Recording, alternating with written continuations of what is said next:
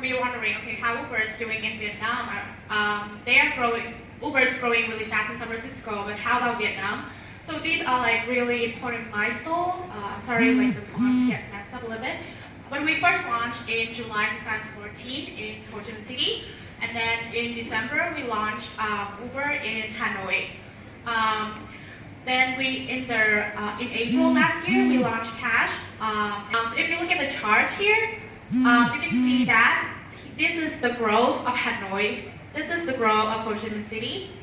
The other four here are the four major cities around the world: San Francisco, Paris, London. And as you can see that Hanoi and Ho Chi Minh City is like growing way better than San Francisco or even Paris or London, where it first started. And like we're really enjoying it. So this is a really beautiful chart that I would like to show you guys. Okay, so what is growth hacking exactly? So before we jump into the definition of growth hacking, we should look at it as growth and hacking. So I will separate it as growth and hack. So what is growth?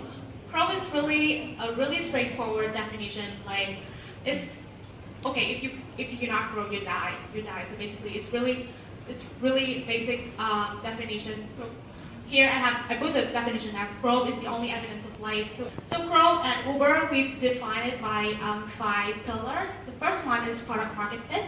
So basically, we need to make sure that when we grow, our product is fit to the market. That's why we have more product lines, or we bring more values to the market. For example, we have Uber Black as a flagship product, but then we have Uber X as a cheaper product. We have Uber Eats for food delivery. We have Uber Rush for delivery in general, and we have Uber Moto, which was launched in Bangkok a week ago for bike transportation. So the more we grow, the more values we bring to the market. And then second of all is optimizing what is existing and build new if necessary.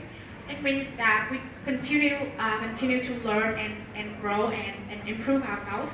Whatever is existing, we'll keep optimizing it to make it better, and we will build new one only if necessary. And then we are vanguards of growth metrics, which means that the growth here must be measurable, and we have to be ahead of it. So in terms of like completed trips, in terms of numbers of drivers, in terms of number of riders, we have to be always aware of those metrics and make sure that we're the leader of it. And it's really simple. Like our goal ultimately is to have more butts in the seat. Butts here can be riders or drivers. So as long as we have more butts in the seat, we're happy. And again, growth is everyone's job. It's in our DNA to make sure that the company grows. Okay, so now let's go to hacking. So, hack usually related to something like risky, tricky, dangerous, and stuff like that. So instead of defining it, I just put down a couple of examples here. So basically, for example, like you use paperclip just to make it easier to find your head of or tape, or use Google as a calculator. Those are hacks. Those are things that you can do easily without spending too much effort or too much time or too much resources. So I call it hacking. So basically, you just find the easier way to do what you already do. Hackers at Uber, we do have, we're not really hiring for hackers, FYI. It's just like how we just think about it. So hackers here, usually a guy with jack of all trades. So basically, you can do. He or she are the one who know how to code and to write at the same time. They have a balance of left brain and right brain. They can be super creative, but they can also be like crunching numbers all the time. And they're super productive, so they don't waste their money or time on doing nonsense stuff. They focus on what really matters. So imagine a guy like this who can like save time and resources. So at Uber we have more resources, so you can imagine like we can 10x the growth of our normal hacker. So what growth hacking is exactly, so combining these two together, you will have the definition of growth hacking. So basically, as Andrew Chan, our growth at Uber, he defined growth hackers embody the hybrid of marketers and coder needed to thrive in the age of platforms. So you see, like these are the leaders of like some kind of like unicorn startup in Silicon Valley, and most of them here are platforms. For example, like Facebook is a platform where you can connect to your friends, or Airbnb platform connect to those who want to rent a house and those who have a house, or Uber connect riders and drivers. So it's really simple, like growth hacking. At Uber, the definition is a little bit different because we don't like really hire growth hackers here. We call it product ops. So basically, it's a balance between the product and ops or operations. So someone lying between the product and ops, he or she can speak technical language, but he or she can also come up with business ideas. So this is a really different way we call those growth hackers. We call them product ops. So basically the same idea. So what is the requirement? The requirement is that the growth hacker is someone who can do most of the things. He or she can be like super creative to come up with ideas to win the market. He or she have to be really number oriented so they can come up with experiments and then how to measure it. And finally, he or she can even code. So this is really easy example. Like me myself, when I first joined Uber, I didn't know a single code. But now I can write queries, SQL queries, to find data that I need. So basically, I'm trying to be a growth hacker here. So now I would like to give you guys a little showcases of what Uber is doing in terms of growth hacking to grow the business, to reach the goal that we are today, and how, and of course, like Uber Vietnam as well, how Uber Vietnam is growing itself. Product and ops are usually disconnected. So for example, like a person or a marketing person doesn't necessarily know what their product is about, doesn't have to write a single code, doesn't have to like submit or request a feature to the product side. And vice versa, the product guy doesn't need to know, okay, what the market needs, or like what the market size is, or what we can do to grow the business. But at Uber, we combine these two together to make sure that both product and ops are synchronized and we can speak the same language. And also, like at Uber, we are really data-driven marketing, so everything we do, we have to measure it. We need to make sure that we measure it, and all the information, all the data is made accessible to all the employees, so that, for example, for someone like me in Vietnam can basically easily find the information or the data that I need.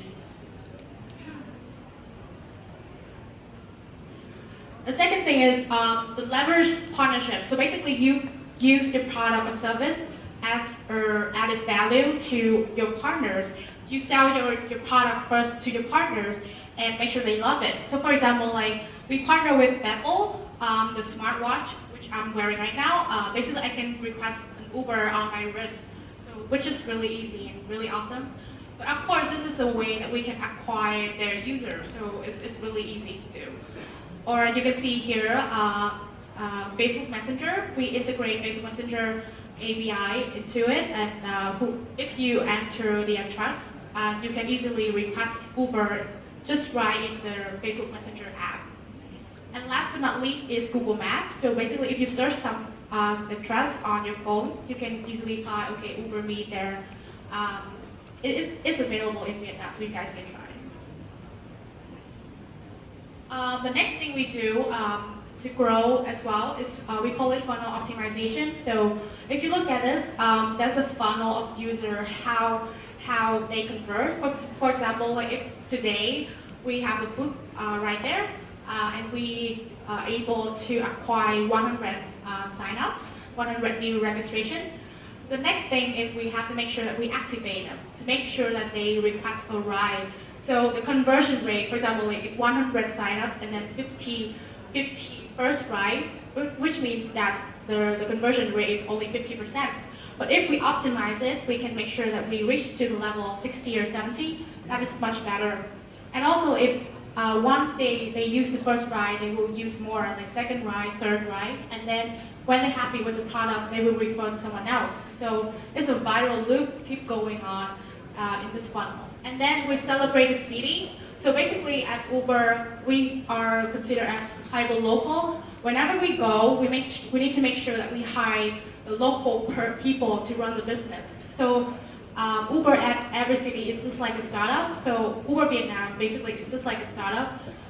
We just have a really small team of 7 people in Ho Chi Minh City and 6 people in Hanoi. It's really small, but it allows us to do like crazy stuff that really adapted to the local market. So for example, we have Uber ice cream in Vietnam. We have Uber chopper, like the helicopter in Da Nang. And we have Uber Bing. We drive the female rider to check up on breast cancer.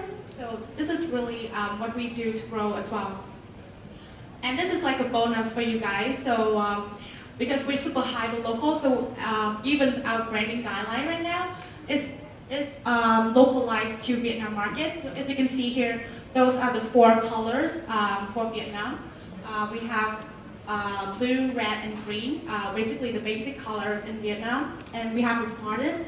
The pardon represents bánh chưng, a traditional cake in Vietnam, which represents prosperity, celebration, or remind you guys of Tet holiday. And we use referral as a growth machine. So basically, not just with referral, it's not 2x anymore. It's basically 2 exponential x.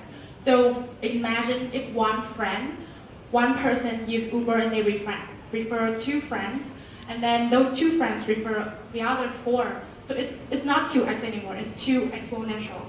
So right now in Vietnam, if you refer someone to use Uber, you can get $100,000 of free ride up to $100,000. So please do it when you guys